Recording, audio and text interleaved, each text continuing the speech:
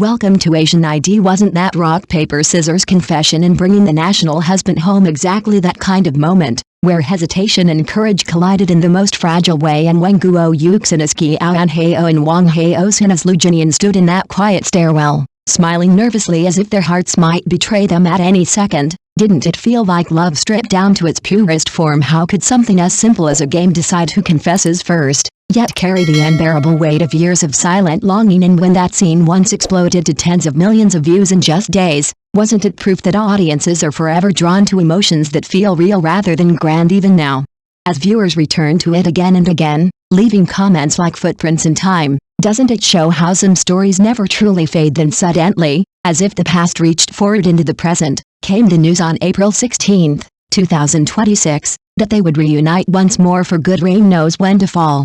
Didn't it feel like destiny refusing to let go? And when fans erupted with excitement, flooding chats with laughter, disbelief, and celebration, wasn't that reaction less about a new drama and more about something deeply personal being revived? How often does a pairing become so iconic that their reunion feels like a festival in the hearts of strangers? Yet this time, the story changes direction, doesn't it? Instead of youthful sweetness or calculated tension, aren't we entering a quieter world shaped by wounds, where healing replaces conflict? When two people, both carrying the scars of betrayal, meet at their lowest points and slowly learn to trust again, isn't that a reflection of something painfully human? With Guo Yuxin now portraying Shisui, a strong yet vulnerable single mother, doesn't her character seem like a quiet storm waiting to unfold? And as Wang Haozhen transforms into Song Jiji, a gentle architect whose strength lies in restraint, isn't there something deeply moving about a man who builds spaces for others while searching for his own sense of belonging? When these two elves meet, will their connection feel like a spark,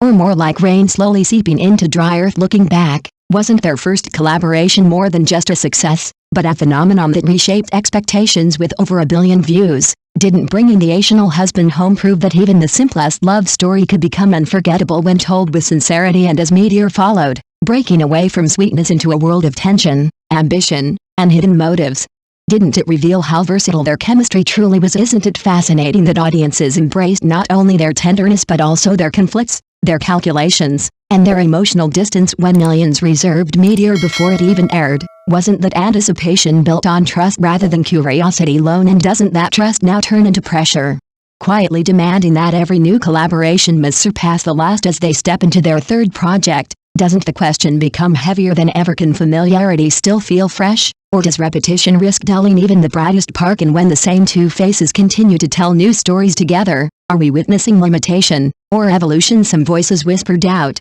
don't they? They ask whether audiences might grow tired, whether constant pairing could confine both actors within a single image. But isn't the fear present in every enduring partnership? And yet, if each story dares to change, to challenge, to deepen, doesn't repetition transform into a journey rather than a cycle in a market overflowing with endless new dramas each week? How rare is it for a pair to remain unforgettable? Isn't the fact that Guo Yuxin and Wang Haozhen have reached a third collaboration already a quiet miracle shaped by numbers, effort, and emotional resonance behind every view, every comment, every fan-made edit?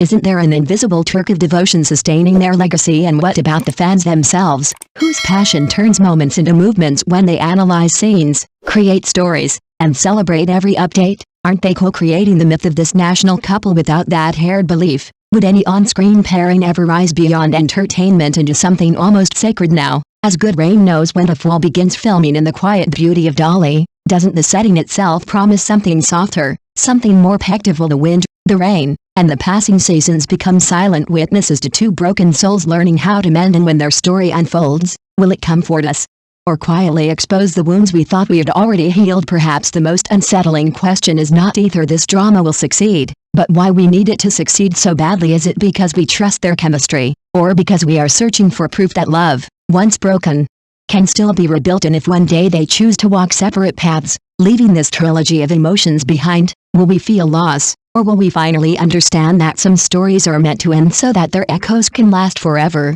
Thank you for watching the video. See you again.